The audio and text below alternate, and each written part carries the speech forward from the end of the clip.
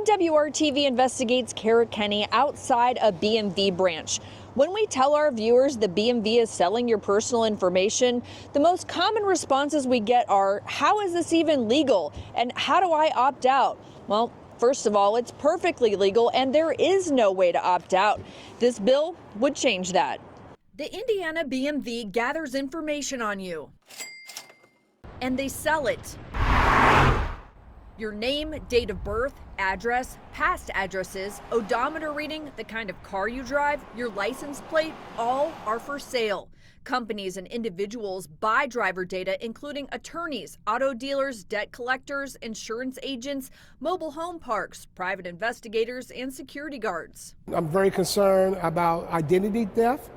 Representative Greg Porter filed House Bill 1027. It would stop the BMV from selling driver data for people younger than 21 and 65 and older. What if you don't fit into that age group? It is giving individuals the opportunity to opt out. Did our reporting play any role in you filing this legislation? Yes, what you guys did 3 years ago to start this off prompted me to go ahead and file this piece of legislation now for the third time. Porter believes the third time is the charm.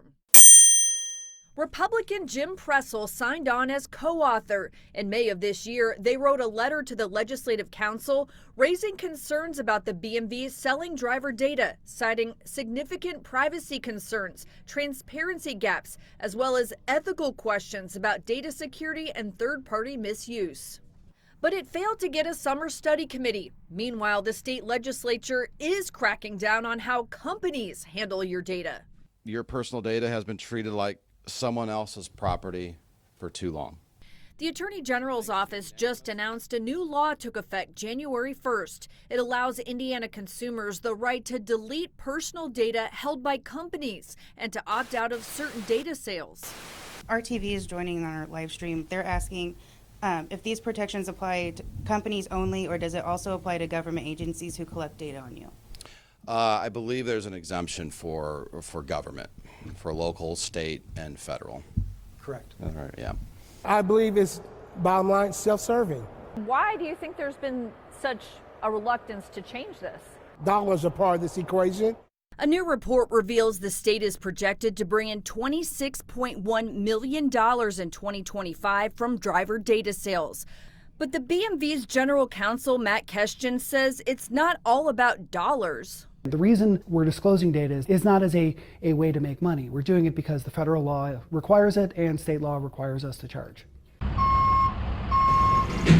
Matt Keshtin also points out that tow companies, auto manufacturers, insurance agents, and other businesses would have a tough time getting a hold of you without the information they get from the BMV.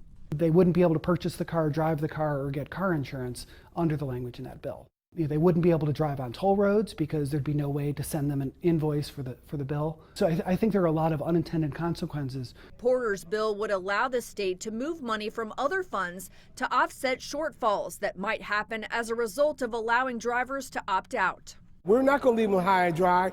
I don't want to leave the voters high and dry. This bill has been assigned to the Roads and Transportation Committee. It is not yet scheduled for a hearing. Kara Kenny, WRTV.